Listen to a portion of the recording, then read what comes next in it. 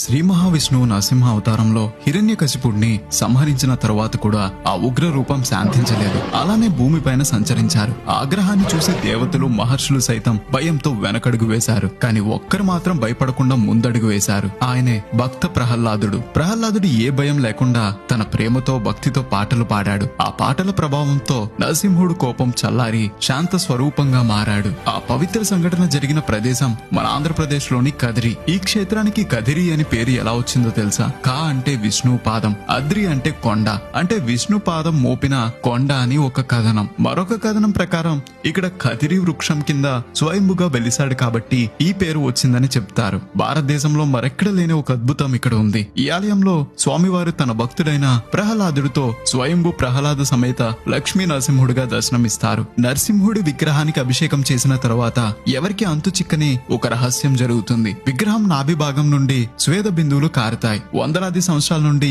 ఈ అద్భుతం జరుగుతూనే ఉంది. ఇది కేవలం ఒక ఆలయం కాదు, అద్భుతాల నిలయం. ఈ ఆలయం అనంతపురం నుండి 100 కిలోమీటర్ల దూరంలో ఉన్న కదిరిలో ఉంటుంది. ఈ వీడియో నచ్చితే నలుగురికి షేర్ చేయడం మర్చిపోకండి. ఇలాంటి మరిన్ని వీడియోస్ కోసం గోదావరి స్టేషన్ ని ఫాలో అవ్వాలి మరి.